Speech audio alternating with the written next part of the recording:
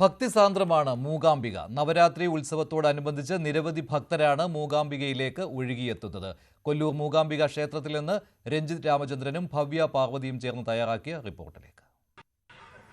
നമസ്കാരം. നവരാത്രി നാളുകളാണ്. നവരാത്രി ദിനത്തിൽ ഏറ്റവും അധികം വൈശിഷ്ട്യമായ, ഏറ്റവും അധികം പരിപാവനമായ, ഏറ്റവും വലിയ അനുഗ്രഹീതമായ ഒരു സ്ഥലത്താണ് ഞങ്ങൾ എന്നുള്ളത്, അല്ലെ ഭവ്യ? അതെ, കൊല്ലൂർ മൂകാംബികയിലാണ്. ഈ നവരാത്രി നാളിൽ മറ്റെവിടെ പോവാനാണ് എന്ന് തോന്നിപ്പോ. അത്രമാത്രം പരിപാവനമായ മൂകാംബിക അമ്മയുടെ മണ്ണിലാണ് ഞാനും രഞ്ജിത്തും ഉള്ളത്. ഒരുപാട് സന്തോഷത്തിലാണ് ഈ മണ്ണിൽ നിൽക്കുന്നത്. അത്രമാത്രം തിരക്കാണ് ഈ ദിവസങ്ങളിൽ ഇവിടെ എന്നുള്ളതാണ്. ഞങ്ങളുടെ തൊട്ടുപുറകിലുള്ള ക്ഷേത്രത്തിൽ ഇപ്പോൾ പൂജാ കർമ്മങ്ങൾ പുരോഗമിക്കുകയാണ്. ഒരുപാട് ഭക്തജനങ്ങൾ നമുക്ക് കാണാം, ദൃശ്യങ്ങളിൽ കാണാം. ഒരുപാട് ഭക്തജനങ്ങൾ ദേവിയെ കണ്ട് ഭക്ത സായുജ്യമടഞ്ഞ് മടങ്ങുന്ന കാഴ്ചകൾ കൂടിയുണ്ട്, അല്ലെ? വലിയ തിരക്കാണ്. ഏറ്റവും കൂടുതൽ ഇവിടുത്തെ ഒരു പ്രത്യേകത എന്ന് പറയുന്ന രഞ്ജിത്ത്, ഇത് കർണാടകയിലാണെങ്കിൽ പോലും ഇവിടേക്ക് എത്തുന്നത് ഏറ്റവും കൂടുതൽ മലയാളികളാണ് എന്നുള്ളൊരു പ്രത്യേകത കൂടിയുണ്ട്. നമുക്ക് ഈ ക്ഷേത്രത്തെക്കുറിച്ച്, മൂകാംബിക അമ്മയെക്കുറിച്ച് കൂടുതൽ അടുത്തറിയേണ്ടതുണ്ട്. അത് പറഞ്ഞു തരാൻ നമുക്ക് അകലെ നിന്നുള്ള പരിചയമേ ഉള്ളൂ, അല്ലെ? നമ്മൾ വന്ന് കണ്ടതേ ഉള്ളൂ. പക്ഷേ ഇതിനെക്കുറിച്ച് ഏറ്റവും അഗാധമായി അറിയാവുന്ന ഒരു വിശിഷ്ട വ്യക്തി തന്നെ നമ്മോടൊപ്പം.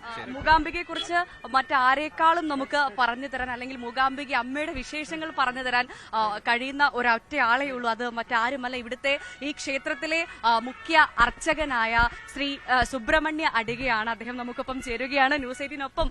ഞാനൊക്കെ ഒരുപാട് ആദ്യമായിട്ടാണ് ഇവിടെ വരുന്നത്. പലതവണ നമ്മൾ വരാൻ ആഗ്രഹിച്ചിരുന്നു, പലതവണ ടിക്കറ്റ് ബുക്ക് ചെയ്തു, പക്ഷെ നടന്നില്ല.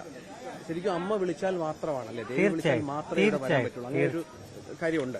തീർച്ചയായിട്ടും എന്താന്നാല് എപ്പോ അമ്മയ്ക്ക് മക്കളെ കാണണമെന്ന് തോന്നണം, അപ്പോൾ ആണ് നമുക്ക് അമ്മേനെ കാണാൻ സാധിക്കുന്നത്. അങ്ങനെ ഒരു ദൈവസങ്കല്പം ഉണ്ടാവും, ഒരു അമ്മയുടെ ഒരു നിശ്ചയം ഉണ്ടാവും.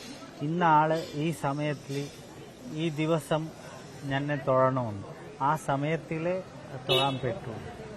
ആ ഒരു അമ്മയുടെ ഒരു ശക്തിയാണ്. അത് വലിയ പ്രത്യേകതയാണ് ഈ അമ്പലം. തീർച്ചയായിട്ടും മലയാളികളാണല്ലോ ഒരുപാട് പേര്. മലയാളികളുടെ ഒരു കൂടുതൽ ഇവിടെ വന്ന് നമ്മൾ കാണുന്നത് മലയാളികളെ. അതെ. അത് എന്തുകൊണ്ടാണ് അവർക്ക് അങ്ങനെ ഒരു പ്രത്യേക ചൈതന്യമുള്ള ദേവി, മലയാളികൾക്ക് വളരെ പ്രിയപ്പെട്ട ദേവിയായി മാറുന്നത്? തീർച്ചയായിട്ടും എന്താണെന്നാല് ഇത് താപസ മന്വന്തരത്തിൽ ഈ ഉദ്ഭവ ജ്യോതിർമയ മിഥുനലിംഗം ഉദ്ഭവമായാലും ആ ഉദ്ഭവമായ ലിംഗം ദർശിക്കാൻ, തൊഴാനായിട്ട് ആദിശങ്കര ഭഗവത് പാദർ ഒരു ദർശനാർത്ഥിയായിട്ട് ഇവിടെ വന്നു.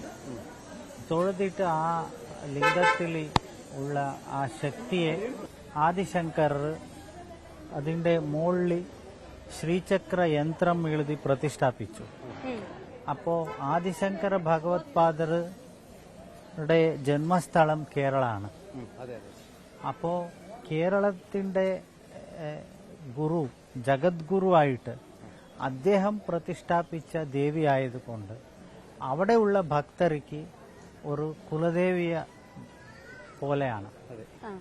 അതുകൊണ്ടാണ് കൂടുതൽ മലയാളികൾ വന്നിട്ട് ഇവിടെ തൊഴുന്നതും.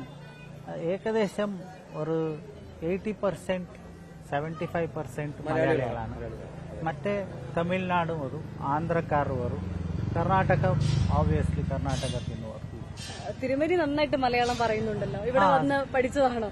അതല്ല, നമുക്ക് പഠിച്ചതൊന്നുമല്ല, അങ്ങനെ കേട്ട് മലയാളമായിട്ടാണ് ഏറ്റവും കൂടുതൽ. അതെ.